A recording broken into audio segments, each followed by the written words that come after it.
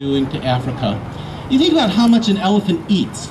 They create an enormous amount of natural disturbance in the environment, and they have been evolving to do that for millions of years. There are so many species that are codependent on elephants being there and doing their job. So when we're losing these elephants, we are impacting the ecology of Africa in ways that are likely to be irreversible. Let me just give you one example. So there's two kinds of elephants in Africa. There's forest elephants and savanna elephants. The forests in Central Africa, the Central African forest, second most important forest in the world for carbon capture. Those trees have really big seeds, and the only thing that can disperse them is an elephant. In the last 50 years, we've lost 95% of the forest elephants in Central Africa. There is nothing dispersing the seeds of those trees anymore.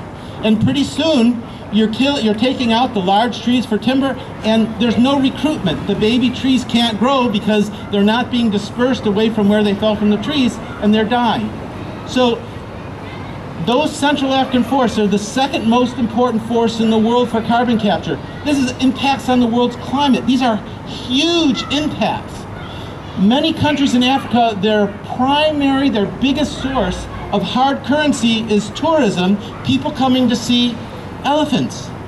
So these are really important messages that we need to think about. And why do we need to think about that? Well, so my work, my laboratory, I'm a professor at the University of Washington, the director of the Center for Conservation Biology. I work with the United Nations Office on Drugs and Crime, Interpol, the CITES Secretariat, and every time there's a big ivory seizure, it comes to my lab, and I take the DNA from the little piece of the tusk that's sent to my lab, and I'm able to map it, and I can tell within about 250 kilometers where that elephant was poached. And I go after the big organized crime, the people that are sending. We don't analyze a seizure unless it's at least a half a ton.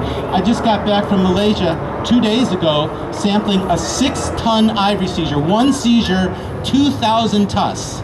So just think about that. Last year, there were 50,000 elephants killed. There was 51,000 kilos of ivory seized by government authorities, and they estimate that they seized 1/10 of what was actually smuggled. That's 510,000 kilos, okay? 510.